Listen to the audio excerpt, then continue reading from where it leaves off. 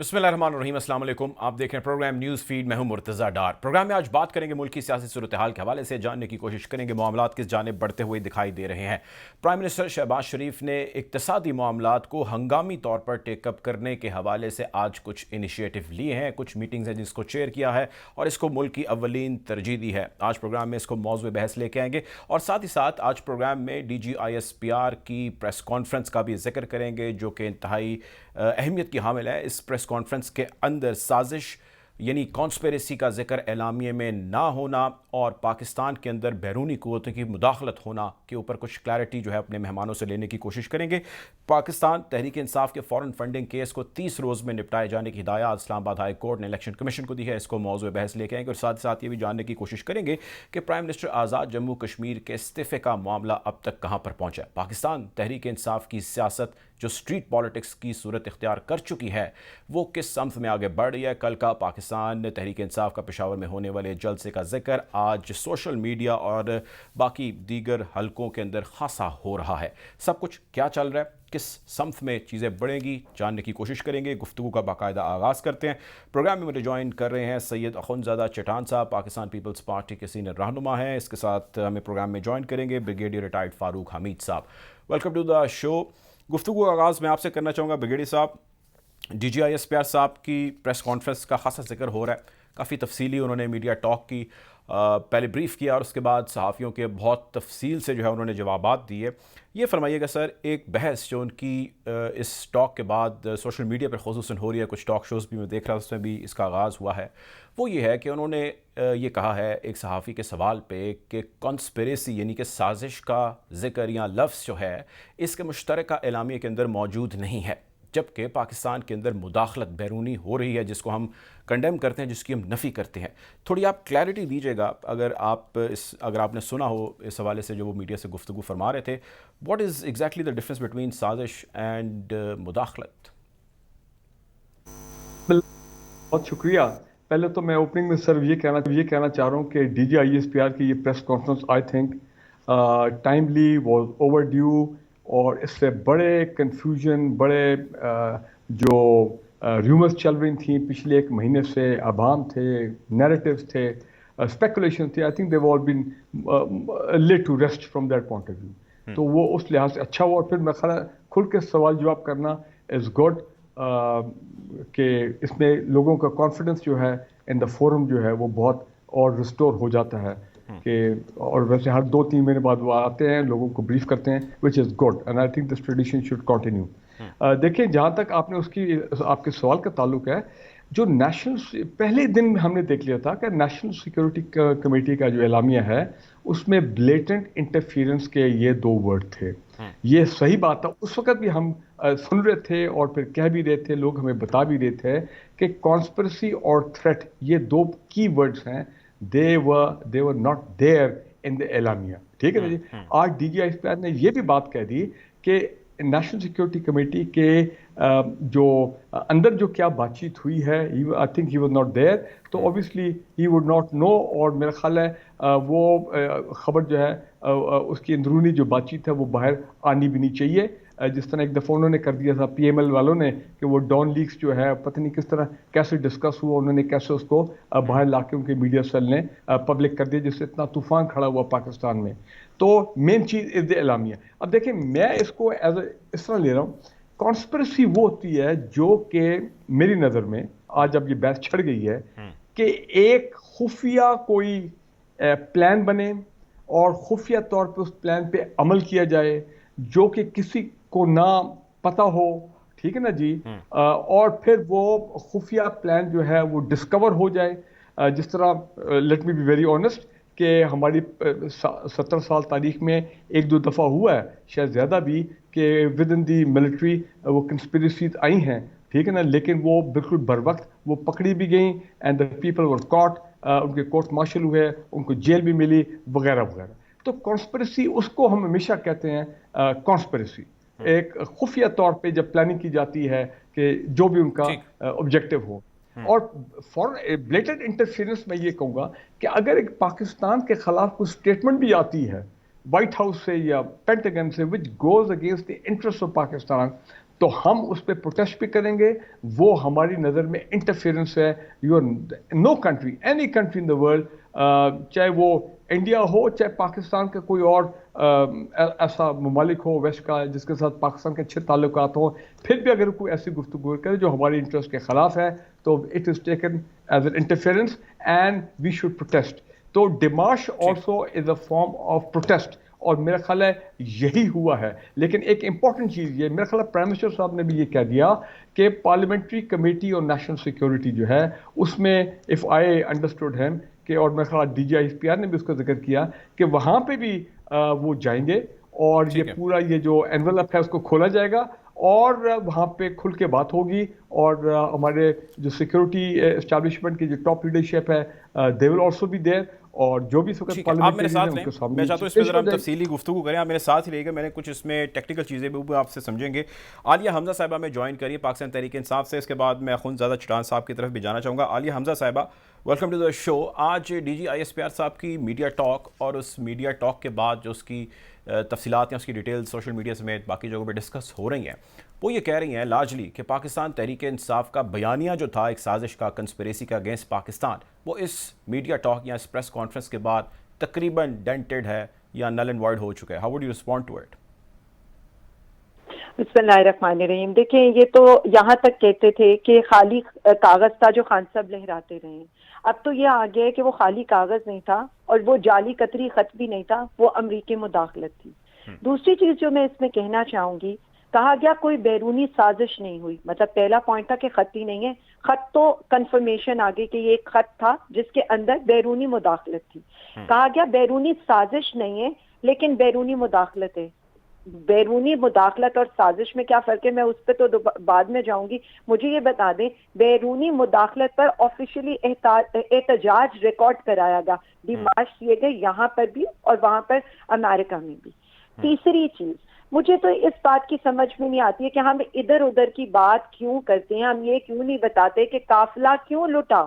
بات تو وہی ہے جو بات پرائم منسٹر عمران خان صاحب کر رہے تھے، وہی بات D G I S P R نے کی ہے. خان صاحب نے کہا دھمکی والا خط آیا، یہ کہتے ہیں مداخلت والا خط آیا.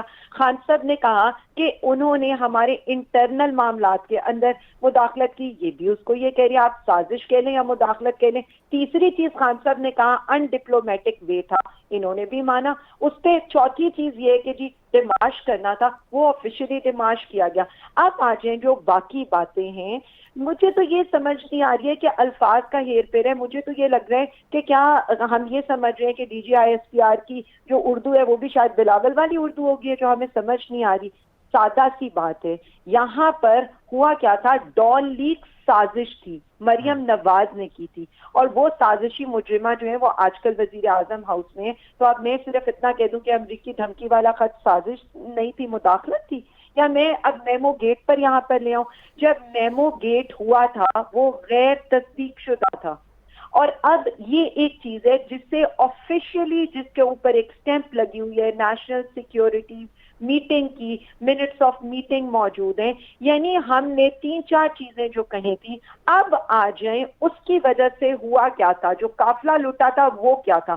وہ یہ تھا کہا گیا ریجیم چینج ہوگا، ریجیم چینج ہوگا تو ہم پاکستانیوں کو جو کمین غلام ہیں انہیں معاف کر دیں گے، اور اگر ریجیم چینج نہ ہوا تو ہم تم لوگوں کو معافی نہیں دیں گے. یعنی عمران خان بیسیکلی، تو میں یہ بھی نہیں کہوں گی کہ عمران خان نشانہ تھا، عمران خان تو صرف سامنے تھا، نشانہ تو پاکستان تھا. ہوا کیا ہے آپ یہ دیکھیں کہ امریکہ اور انڈیا کی پریس کانفرنس ہوئی جوائنٹ، 4.25 سال کے بعد پاکستان کو کہا گیا ڈو مور. میں تو صرف اتنا پوچھنا چاہتی ہوں، کیا کسی کے منہ میں زبان نہیں تھی جو ان کو جواب دے سکتا کہ ہم 80,000 قربانیاں دے چکے ہیں، ہم 150 ارب ڈالر کا نقصان کر چکے ہیں، اب ہم کسی کی جنگ میں نہیں آئے، اور پاکستان ایک ٹیررسٹ اور ملک نہیں ہے. بات سادہ سی ہے. میں آپ سے یہ جاننا چاہ رہا ہوں کہ آخر ایسا کیا ہو گیا کہ ملک کی دیگر جتنی بھی پولیٹیکل جماعتیں ہیں وہ عدلیہ اپنے شارٹ آرڈر یا اپنے ڈیٹیل ججمنٹ کے اندر ذکر نہیں کرتی کنسپریسی کا وہ، اور آج D G I S P R بھی کہتے ہیں کنسپریسی نہیں ہے. آل ٹوگیدر جتنے سٹیک ہولڈرز ہیں، امپورٹنٹ انسٹیٹیوشنز ہیں، وہ آپ کی بات سے اگری نہیں کر رہے. What has actually happened? یا یہ سب غلط ہیں یا آپ اکیلے ٹھیک ہیں؟ کچھ تو کہیں نہ کہیں مسئلہ ہے. یہ آنے والی نسلیں، یہ ایک جملہ ایسا تھا جس نے پورے پاکستانیوں کا دل بھی چیر دیا تھا اور جس کی قیمت آئندہ آنے والی نسلیں چکائیں گی. وہ یہ تھا، کیا کوئی رہ گیا ہے جو میرے خلاف نہ ہوتا؟ تو آپ کا جو سوال ہے اسی میں اس بات کا جواب ہے، کیا کوئی رہ گیا تھا جو پرائم منسٹر عمران خان کے خلاف نہ ہوتا؟ لیکن یقین مانیں ہم پرائم یہی منسٹر کے نہیں خلاف کہیں ہیں گے، تو اس ہم وقت صرف پرائم منسٹر اتنا نے جو کہیں گے بیانیہ جب لیا ہے کسی سازش میں اپنے مل دیٹ جائیں از تو نیشنل اسے انٹرسٹ. آپ کے خیال مداخلت سے یہ سارے کہتے ہیں. اگینسٹ سن نیشنل لینا انٹرسٹ ہیں؟ جی. نہیں جی بالکل، میں ابھی مجھے بات تو اپنی کمپلیٹ کر لینے دینا. میں نے صرف اتنا کہا ہے جب کسی سازش میں اپنے مل جائیں تو اسے مداخلت کہتے ہیں. میں صرف، میرا یہ خیال ہے کہ میرا یہ جملہ ہی میری ساری بات کو ایکسپلین کر دے گا. لیکن میں آپ کو ایک بات بتا دوں، مداخلت عمل ہے اور سازش نیت ہوتی ہے. مجھے تو صرف اتنا کہنا ہے، جب مداخلت مان لی ہے تو پھر سازش پر اتنا اصرار کیوں ہے؟ اب آپ آ جائیں جو آپ نے سوال کیا ہے. دیکھیں ہمارا تو سیدھا سا سوال ہے، اور وہ سوال یہ ہے کہ آپ ایک کرپٹ رجیم کو کیوں لانا چاہتے تھے؟ آپ ایک کرپٹ رجیم کو اس لیے لانا چاہتے تھے، آپ ایک جسے کہہ لیں 4,000 کروڑ منی لانڈرنگ کرنے والے شخص کو آپ نے اس ملک کا وزیر اعظم بنا دیا. کس نے اس ملک بنا کو، دیا؟ کون لانا ہماری چاہتا تھا؟ عوام کو جو نہیں ہے، بھکاری کہنے والوں کو آپ نے اس ملک کا وزیر اعظم کس بنا نے دیا. بنا دیا وزیر تو اعظم؟ عالیہ سوال صاحبہ، تو اٹھیں گے، اور سوال اس بات پر بھی اٹھیں گے عالیہ کہ صاحبہ وزیر اعظم عدالتیں کس نے رات بنا کو دیا؟ کون ماڈل لانا ٹاؤن چاہتا کے تھا؟ لیے، کس سے عزیر مخاطب ہیں آپ؟ بلوچ کے لیے، بلدیہ کے لیے نہیں کھلتی؟ رات کو 12 بجے کیوں کھلی جبکہ ہمارا دوپہر میں ریویو پٹیشن کو انکار کر دیا گیا؟ سوال تو یہاں پر یہ بھی آئے گا. اب میں یہ کہوں کہ D G I S P R سے یہ پوچھا گیا کہ آپ نے ان کے ساتھ کھانا کھایا ہے، اب وہ یہ کہیں کہ میں نے کھانا نہیں کھایا لیکن میں نے ڈنر کیا. تو یہی فرق آ جاتا ہے سازش کے درمیان میں اور مداخلت کے درمیان میں. تو میں آپ کو یہ بتا دوں، پاکستانی عوام نے یہ دیکھ لیا ہے جس طرح سے D G S P R نے آ کر پرائم منسٹر عمران خان صاحب کی سٹیٹمنٹ کو ویلیڈیٹ کر دیا ہے، اور یہ بیانیہ اور زیادہ مستحکم ہوا ہے. میں آپ کو بتا رہی ہوں کہ اب یہ جو ایک پریس کانفرنس تھی، اس نے عوام کے دماغ میں جو جسے کہہ لینا کہ اگر کوئی 0% بھی رہ گیا تھا نا ابہام، وہ بھی آ کر اس نے نکال دیا ہے. اور یہ لگ رہا ہے کہ عمران خان کو سزا ملی ہے آزاد پاکستان کی، عمران خان کو سزا ملی ہے عوام کو خودداری، حریت سکھانے کی. اور آج پوری عوام صرف ان کا یہی مطالبہ ہے، امپورٹڈ حکومت، بھکاریوں کی حکومت، چور راستے سے آئوں کی حکومت. اچھا آخری سوال آپ سے مجھے یہ بتائیے کہ میرے ملک کو کتنے میں عالیہ بیچا صاحب ہے؟ یہ بتائیے گا، یہ کوئی پاسبلٹی تو نہیں ہے یا یہ ممکنات تو نہیں ہے کہ آنے والے وقت میں وزیر اعظم صاحب جو ہے وہ اسٹیبلشمنٹ کے خلاف بھی بولنے شروع ہو جائیں گے اور کہیں کہ نہیں جی یہ بھی جو ہے میرے خلاف ہیں اور چاہتے ہیں کہ جی ملک کے اندر معاملات سارٹ آؤٹ نہ ہوں؟ آج ہے ہماری ایک جو جنگ ہے، وہ جنگ اس چیز کے لیے ہے کہ جو رجیم چینج کرنے کی یہاں پر کوشش ہوئی ہے اور جو لوگ ان کے سہولت کار بنے ہیں، ہماری تو جنگ ان سے ہے. ہم اپنے فوجیوں کی قربانیوں کا، ان کا ہمیں بہت زیادہ ریگارڈ ہے. یہ فوج ہے تو ہم ہیں. ہم نہ مریم نواز کی طرح ہیں کہ وہ اپنے جلسوں کے اندر یہ نعرے لگوائیں، ہم نہ پی ٹی ایم کے لوگوں کی طرح ہیں جو آج حکومت کا حصہ ہیں اور ہم اپنی فوج کے اگینسٹ نعرے لگوائیں، نہ ہم مریم نواز کے ابا حضور کی طرح ہیں کہ ہم فوج کے چیف کو 14 مرتبہ وہاں پر جلسے میں پکاریں اور ہر چیز کا مورل سے الزام ٹھہرائیں. نہ ہم مریم نواز کی طرح ہیں کہ ہم جا کر پٹیشن دیں D G I S P R کے اگینسٹ. نہ ہم ایاز صادق کی طرح ہیں جنہوں نے چیف آف آرمی اسٹاف کیا پوری آرمی کے بارے میں جس طرح کے الفاظ استعمال کیے تھے. ہم بالکل ایسا کوئی کام نہیں کریں گے. پرائم منسٹر عمران خان صاحب جو جنگ لڑ رہے ہیں وہ پاکستان کی آزادی کی جنگ ہے، پاکستان کی خود مختاری کی جنگ ہے. ہم تو صرف اتنا کہہ رہے ہیں کہ نکارہ خدا یہ عوام کو نکارہ خدا سمجھے، ان کی آواز کو، اس لیے کہ عوام کا فیصلہ صرف یہی ہے کہ یہ امپورٹڈ حکومت، یہ بیکاریوں کی حکومت نامنظور ہے. عوام کا فیصلہ یہ ہے کہ یہ جو امپورٹڈ حکومت ہے یہ نامنظور ہے. بہت شکریہ جی. ہمارے ساتھ عالیہ حمزہ صاحبہ موجود تھی پاکستان تحریک انصاف سے.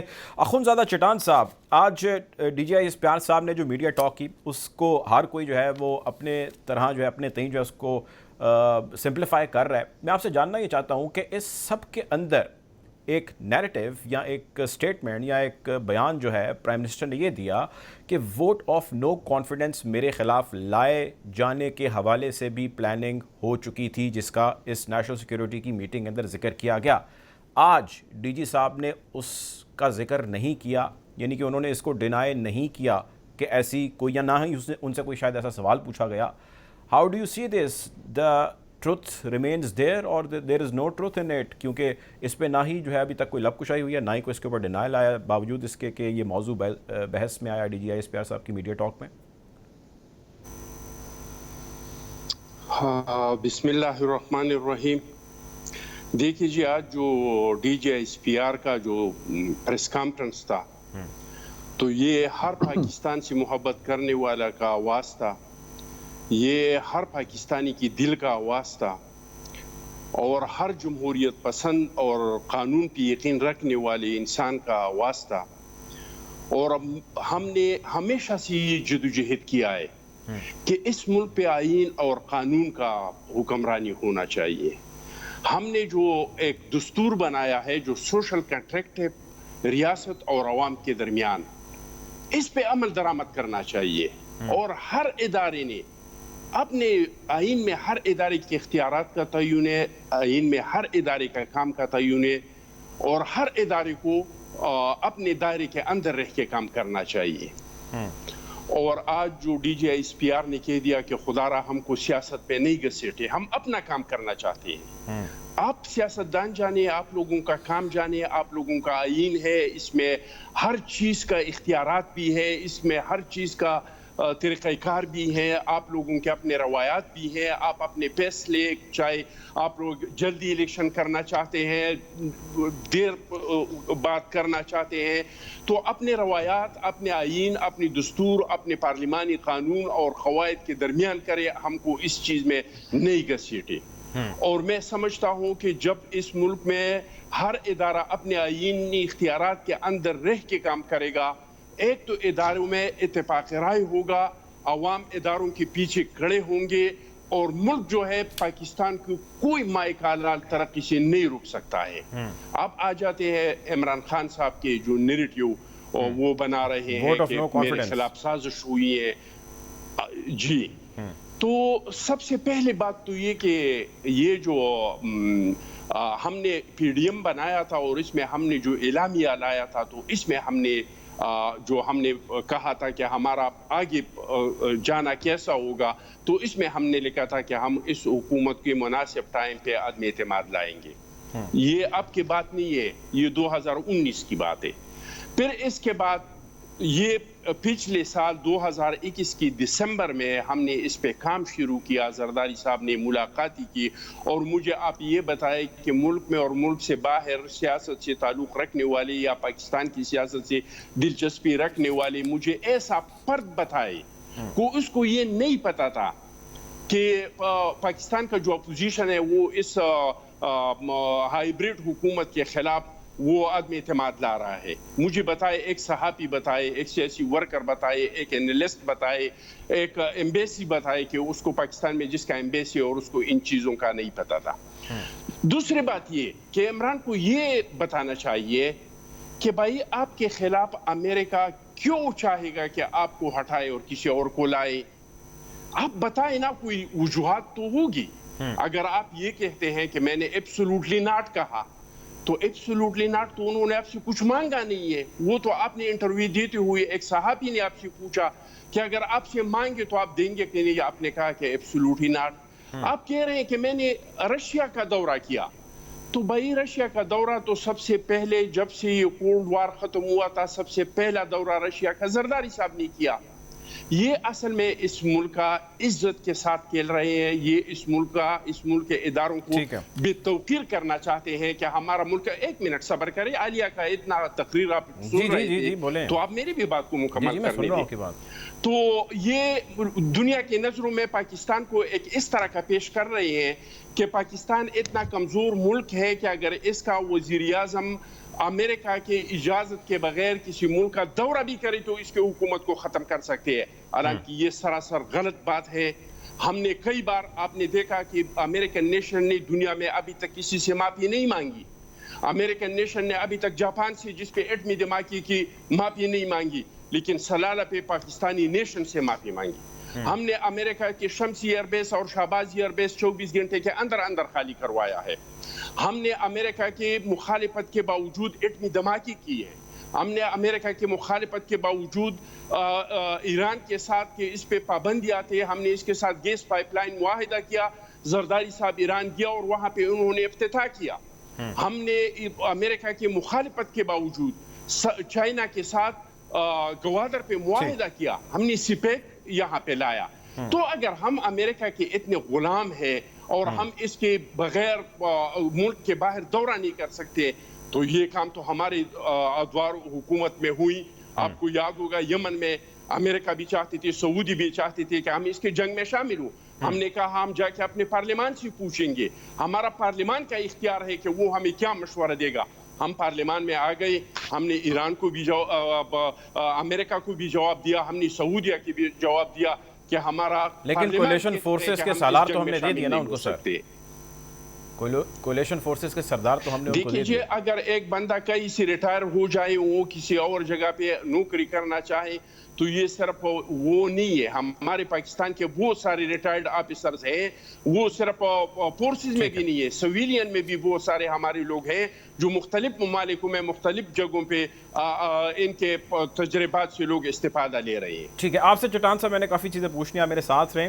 پروگرام میں ہمیں جوائن کر رہی ہیں ڈاکٹر ماریہ سلطان صاحبہ. Welcome to the show doctor Maria. Doctor Maria, آج ڈی جی آئی اسپیار صاحب نے بڑی امپورٹنٹ جو ہے وہ میڈیا ٹاک کی, ایکسپیکٹڈ تھی بڑی دیر سے کہ یہ ٹاک ہونی چاہیے اور وہ فائنلی ہو گئی. میرا سوال آپ سے یہ ہے کہ کنفیوژن ہے and that confusion is about conspiracy, difference between conspiracy and مداخلت. آپ تھوڑا سا ہمیں بتا سکتی ہیں کہ کیا دونوں کے درمیان ڈفرینس ہے؟ دیکھیں, جو آج D G I S P R نے بات واضح کرنے کی کوشش کی اور میں بھی کوشش کروں گی آپ کے پروگرام کے توسط سے واضح کر سکوں. آپ کو معلومات ہر ملک سے آتی ہیں اور کچھ معلومات ایسی ہوتی ہیں جو آپ سمجھتے ہیں اچھی ہیں, کچھ آپ سمجھتے ہیں آپ کے ملک کے مفادات کے خلاف ہیں. لیکن جو معلومات ایک سفیر کے مراسلے کے ذریعے آپ کو دی جاتی ہیں اس کے بعد کچھ اقدامات اٹھائے جاتے ہیں. برائے مہربانی ہولڈ کیجیے. جی ڈاکٹر ماریہ. ڈاکٹر ماریہ آپ سن پا رہی ہیں ہمیں؟ ڈاکٹر ماریہ سے ہمارا رابطہ ڈسکنیکٹ ہو گیا ہے. ایک پروگرام میں بریک کا کہا جا رہا ہے, بریک کی جانب بڑھیں گے, بریک سے واپس آئیں گے اور گفتگو کو یہیں سے آگے کنٹینیو کریں گے. Take a break.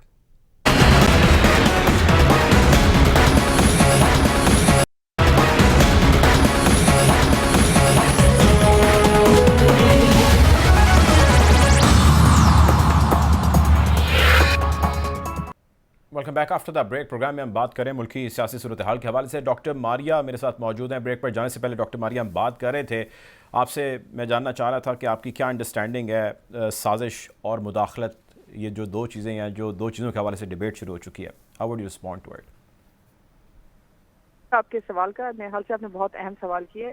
جیسے کہ میں پہلے کہہ رہی تھی کہ جب بھی کسی بھی ملک کی طرف سے کوئی معلومات آتی ہیں تو آپ اس بات کا جائزہ لیتے ہیں کہ وہ معلومات کس نوعیت کی ہیں اور کس سطح کے اوپر اس کے مطابق جو ہے آپ کو ایکشن لینا درکار ہے. جب بھی کسی سفیر کا مراسلہ آتا ہے تو یہ مراسلہ صرف اور صرف وزارت خارجہ تک محدود نہیں رہتا, جیسے کہ آج D G I S P R نے کہا ہے. یہ D G I S I اور اس کے علاوہ جو باقی جو ریکگنائز لوگ ہیں ان تک یہ مراسلہ جاتا ہے, اور جب یہ مراسلہ وہاں پہنچتا ہے تو اس کے بعد یہ دیکھا جاتا ہے کہ کیا جو معلومات فراہم کی گئی ہیں یا جو میٹنگ ہوئی ہے آپ کی سفیر کی کسی کے ساتھ, اس کے بعد کچھ چیزیں ایسی ہیں جن کو آپ ایکشنیبل انٹیلیجنس کے لیے کنورٹ کر سکیں. اس کے لیے تحقیقات کی جاتی ہے.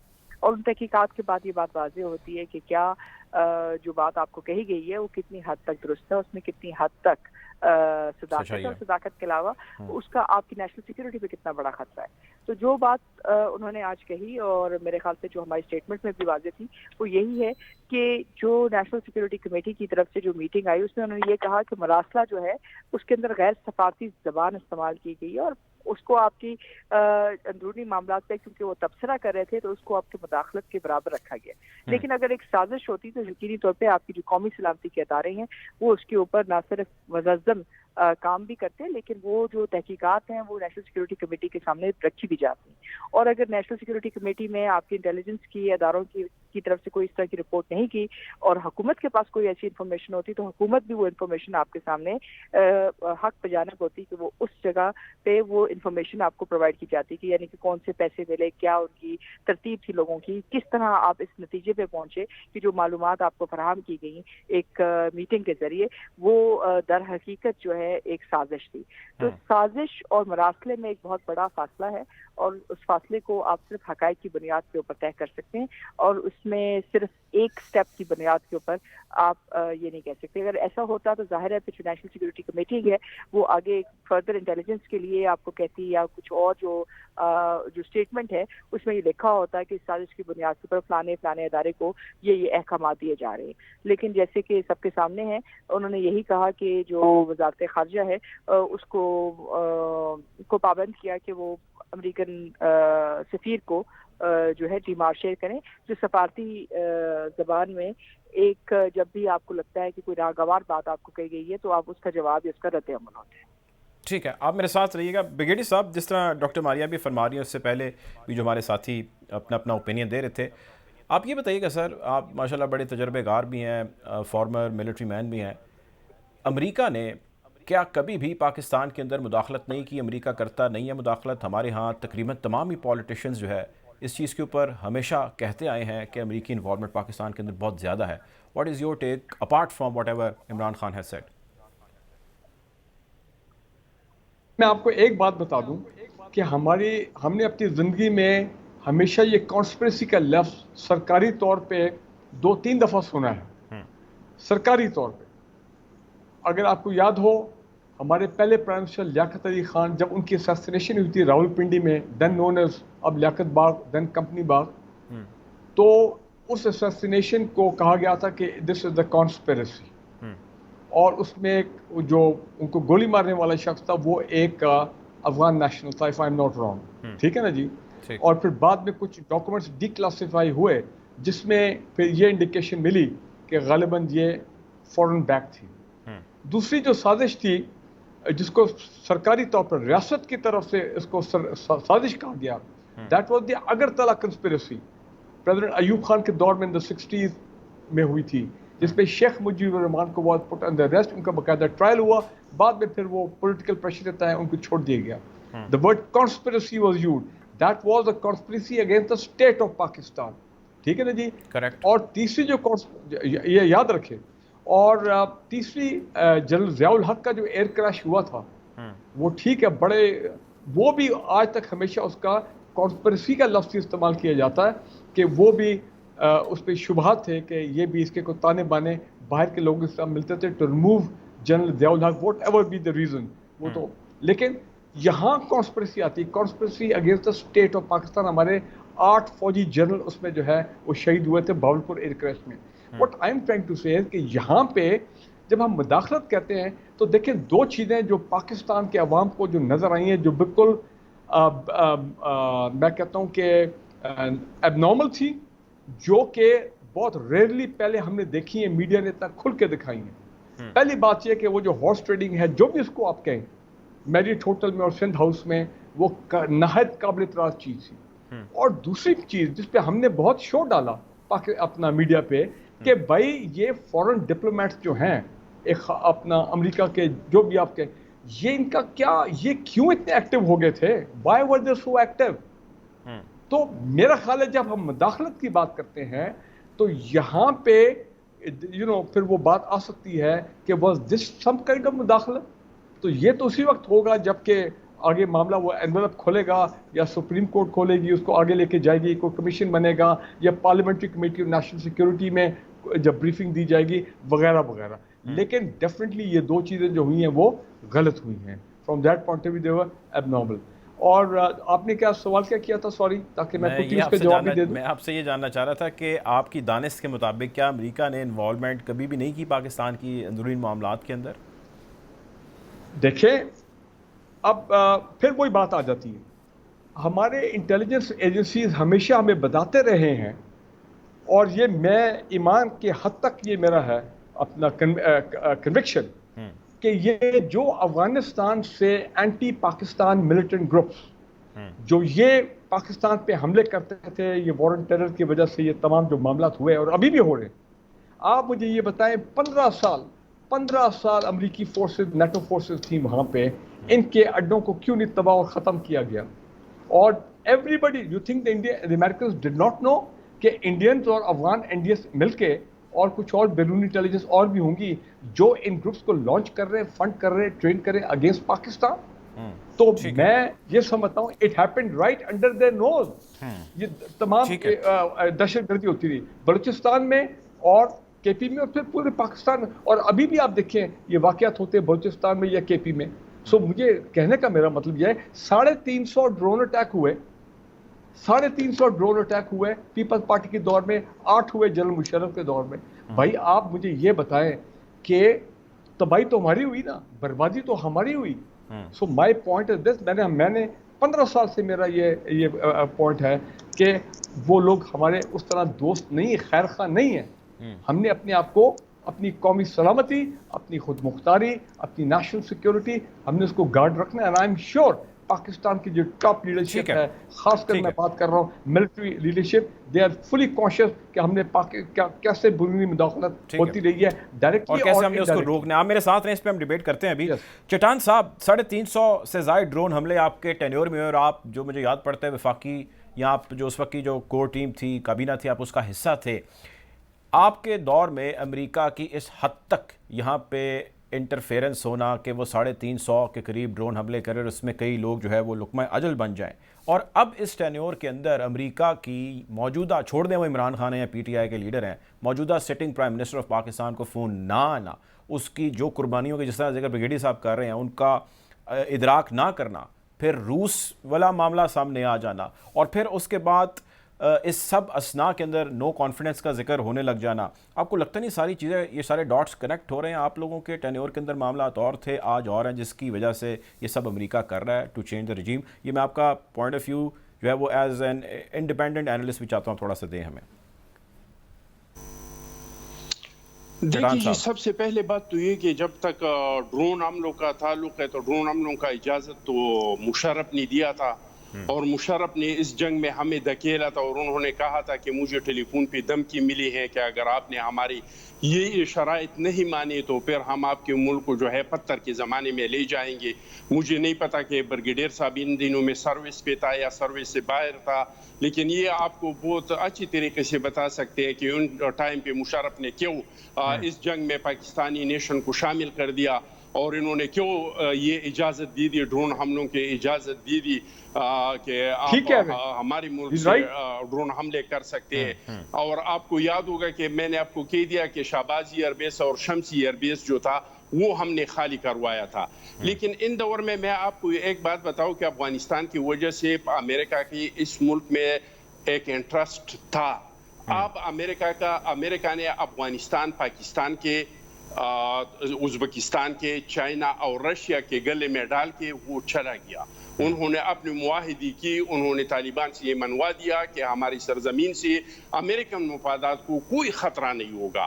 اب وہاں پہ جو حملے ہو رہے ہیں افغانستان سے پاکستان پہ ہو رہے ہیں, امریکہ پہ نہیں ہو رہے ہیں. اب اگر حملے ہو رہے ہیں تو وہاں پہ چائنا کے جو گروپس ہیں وہاں پہ بیٹھے ہیں, وہاں پہ ازبکستان کے گروپ بیٹھے ہیں, وہاں پہ رشین کے گروپس بیٹھے ہیں. تو اس سرزمین پہ اس کا اب وہ والا مسئلہ نہیں ہے. دوسرا, میں نے آپ کو بتا دیا کہ بھائی آپ مجھے یہ بتائے کہ یہ عدم اعتماد کیا کس نے, کیا یہ اپوزیشن نے کیا؟ اپوزیشن تو ڈے ون سے نہیں چاہتے تھے کہ یہ وزیر اعظم بنے, لیکن ان کا اکثریت تھا, یہ وزیر اعظم تھا. یہ عدم اعتماد اس پہ तब हुआ जब इनके कोलिशन MQM आके अपोजिशन के साथ मिल गया। वो कहते हैं आपने खरीदा जब उनको। इनके के साथ शामिल जो बलूचिस्तान के मेंगल साहब है, वहाँ की जो बुकटी साहब है, वहाँ के इनके जो अपने अरकान है, उन्होंने उसको छोड़ दिया। ब्रिगेडियर साहब ने एक बात की कि मीरियट में जो पैसे हो रहे थे और सन हाउस में हो रहे थे, तो मेरे भाई उनको इसमें तो एक आदमी ने भी अभी तक अपोजिशन को वोट नहीं दिया है। हमने जो 176 वोट ली है, इसमें इनके मुनहरिफ अरकान का एक वोट भी नहीं है। उनको तो अगर शिकस्त दिया है तो जहांगीर तरीन ग्रुप ने दिया है, तो क्या जहांगीर तरीन को हम खरीद सकते हैं जिसके जो इमरान खान साहब के किचन के लेकर कुत्ते तक खिलाते थे? इनका कुत्ता भी जो है जहांगीर तरीन का नमकख्वार है। क्या अलीम खान साहब इनसे मुनहरिफ हो गए, इनका अपना अलीम खान, और अलीम खान ने उसको छोड़ दिया, तो तब इसमें हम कामयाब हो गए कि पंजाब में हम आदमी एतमाद लाए। तो आप मुझे ये बताएं, क्या अलीम खान को हम खरीद सकते हैं? आपको पता है कि इसके जो धरने थे, इसका जो किचन था, इसकी जहाज तक जो सारे के सारे खर्चे थे, वो लेकिन सर वो ऑल टुगेदर आपके लिए बड़े अच्छे भी हो गए। आप, मुझे याद है चट्टान साहब, मुझे याद है आप लोग आटा चोर, चीनी चोर और फिर ATM मशीन्स के अलकाब से याद करते थे अलीम खान को और तरीन साहब को। अब आपके वो इत्तेहादी हैं तो सारे मसले मसाइल सॉर्ट आउट हो गए, ये क्या बात है? हमारा कोई मसला इसके साथ नहीं हुआ है, मसला इनका इसके साथ हुआ है। ये तो इनके थे, ये तो इनके साथ ही थे, इनके साथ थे। चीनी चोर भी उन्होंने कहा, आटा चोर भी उन्होंने कहा, इन्होंने कमीशन बनाया, इसके कमीशन ने कह दिया कि ये चोर है, ये चोर है। फिर इसके बाद उन्होंने क्या इनके खिलाफ कार्रवाई की, क्या केसेस चलाई, मुझे बताए ना। वो लोगों के जो 700 अरब चीनी में पाकिस्तानी गरीब कौम के तकदीर पे डाका पड़ गया, इसका क्या हुआ? उन्होंने जो कमीशन बनाया, कमीशन की रिपोर्ट आ गया, इस पे कौन से कार्रवाई हुई? किन से वो पैसे जो है वो तो आप लोग क्यों नहीं करते कार्रवाई सर? आप चले, वो तो गलत है आपकी, तो अब सेटअप गवर्नमेंट आपकी आ चुकी है, कोलिशन, आप कोई कार्रवाई करेंगे? मुझे यकीन है इंशाअल्लाह ताला कि हम जो कार्रवाई करेंगे वो इंतकाम नहीं होगा। हमारे 2008 से लेकर 2013 तक इस मुल्क में हुकूमत था, हमने नेब के जरिए अपने एक मुखालिफ को गिरफ्तार नहीं किया है। हमने अपने साथ जोड़े रखने के लिए कभी अपनी कोलिशन पे केसेस नहीं बनाए हैं, हमने अपोजिशन पे नहीं और ना अभी बनाएंगे। अभी जो कुछ भी करेंगे इदारे करेंगे, ये हमारा काम नहीं है कि हम जाके लोगों पे केसेस बनाए, हम जाके लूटा हुआ पैसा, ये इदारों का काम है। हम इदारों पे दबाव नहीं डालेंगे। इदारे अपने आईनी इख्तियारात के अंदर रह के हम पे जो इल्जामात है इनका भी एहतिसाब करे, और इन पे जो इल्जामात है इन पर अभी जो आज यह तकरीर फरमा रही थी ना कि 400,000 अरब रुपए जो है ये करप्शन शहबाज शरीफ साहब ने किया है, तो ये आप 4 साल क्या कर रहे थे? आपने तो कौम से करप्शन के खात्मे पे वोट लिया था, आपने तो इस मुल्क में और कोई काम नहीं किया 4 साल में, सिर्फ अपोजिशन को गिरफ्तार किया है और अपोजिशन को चोर साबित करने की कोशिश किया है। तो ये 4 साल में अगर उन्होंने इतना करप्शन किया था तो आप कौम को बता सकते हैं कि आपने जिन जिन लोगों पे इल्जामात लगाए थे और अब भी लगा रहे हैं, इसमें कितने लोगों को आपने अदालतों से साबित कर दिया कि वाकई ये लोगों ने मुल्क के खजाने पे डाका डाला था, इन्होंने चोरी किया था। ये इनका जो नैरेटिव है ये झूठ का नैरेटिव है, इसमें कोई हकीकत नहीं है, ना इस मुल्क के खिलाफ कोई साजिश हुआ है, न पाकिस्तान इतना कमजोर मुल्क है, अल्हम्दुलिल्लाह इतनी ताकत है कि किसी के इशारों पे चलते हैं। मैंने बहुत सारी मिसालें आपको दी कि इस हालात पे हम पे अमेरिका का प्रेशर था, लेकिन हमने अपने कौमी मफादात की तरफ देखा है।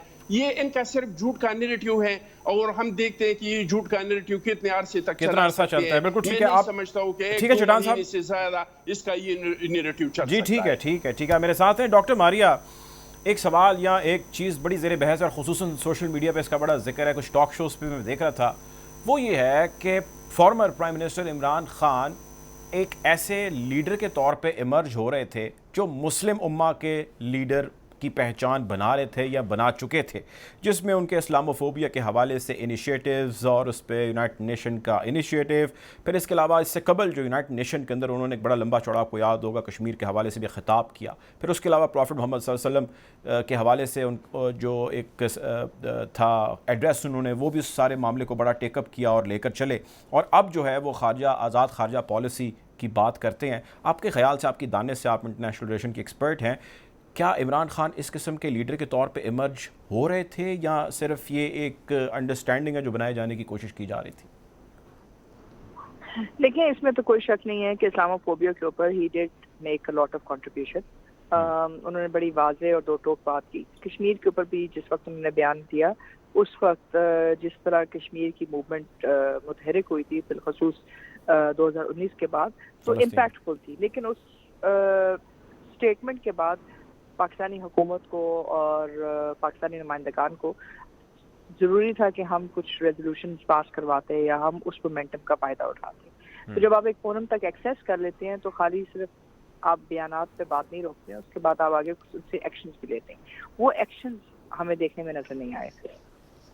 یہی وجہ ہے کہ جو ہائپ تھی, ہائپ کو کنورٹ کرنا انٹو ایکشن بہت ضروری ہے. رہی بات اس کی کہ جو فورن پالیسی کو ڈیمیج ہوا ہے اس کے بارے میں تو کوئی دو رائے نہیں ہے, کیونکہ دیکھیں آپ کے تعلقات چاہے امریکہ کے ساتھ ہوں, روس کے ساتھ ہوں, چین کے ساتھ ہوں, کسی کے ساتھ بھی ہو, یہ آپ کے مفادات کے ساتھ منسلک ہوتے ہیں.